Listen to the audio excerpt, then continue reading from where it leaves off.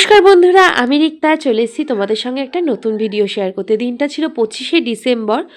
এটা ঠিক তার আগের দিন, মানে 24শে ডিসেম্বর রাত্রেবেলা না সন্ধেবেলায় ওই 8টার দিকে। পরের দিন ছিল বুড়িমার জন্মদিন। সেই উপলক্ষে বুড়িমার জন্মদিনের কেক কাটাটা আগের দিন রাত্রেবেলায় প্রত্যেক বছরের মতো এবছরও হচ্ছে। বুড়িমা ঠাম্মা এবং ছোট ছোট বাচ্চারা মিলেই বুড়িমার কেক কাটিংটা করলো। বুড়িমা পুজো এবার 33 বছর পূর্ণ হয়ে 34শে পা দিল। এই দিনটির জন্য প্রত্যেকটা ভক্ত সারা বছর অপেক্ষা করে থাকে। মায়ের কাছে দূর দূরান্ত থেকে সকলে আসে মায়ের পুজো, মায়ের ভোগ গ্রহণ করার জন্য। থেকে 33 বছর আগে বুড়িমার পুজো শুরু হয়। বুড়িমা ঠাকুমা এই পুজো প্রচলন করে, সেই থেকেই হয়ে চলেছে। পৌষ মাসের তিথি ধরে জন্মদিন পালন করা হয় বুড়িমার, এবং পরের দিন মহা উৎসব পালন হয়। বেলা মায়ের মঙ্গল ঘট নিয়ে যাওয়া হয় জলঙ্গির ঘাটে জল ভরার জন্য। এত ঠান্ডার কারণে আমি যেতে পারিনি, তাই কোনো ভিডিও নেওয়া হয়নি। তারপর মাকে নামিয়ে মাকে স্নান করিয়ে আবার সুন্দর করে রাজবেশে মাকে সাজিয়ে পুজো শুরু হয় ওই 11টার দিকে। পুজো শেয়ার করলাম। তারপর মায়ের ভোগ দেওয়া হয়, খিচুড়ি, ফ্রাইড রাইস, 5 রকম ভাজা, মোচা, ছেঁচড়া, পায়েস, চপ, মিষ্টি, ফল, সমস্ত কিছু।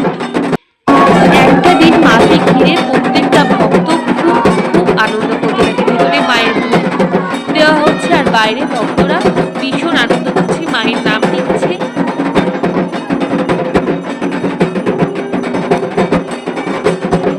পরে শুরু হয়ে গেল মায়ের আরতি। সেখানেও সকলে মিলে ভীষণ সুন্দরভাবে নাচ করে এবং আরতিটা দেখতেও খুব ভালো লাগে।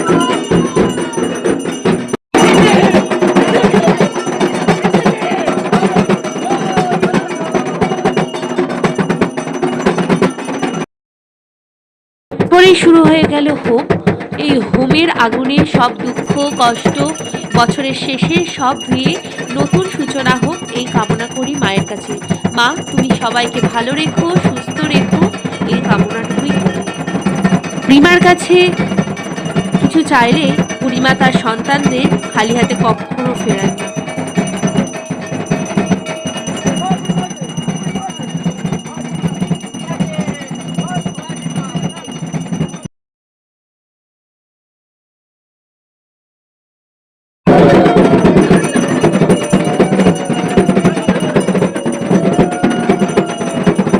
শেষে মায়ের ভোগ প্রসাদ গ্রহণ করে এই ভিডিওটা এখানে শেষ করছি। কথায় আছে ভোগ দর্শনে দুর্ভোগ কাটে, তাই তোমাদের সঙ্গে মায়ের ভোগ দর্শন করালাম।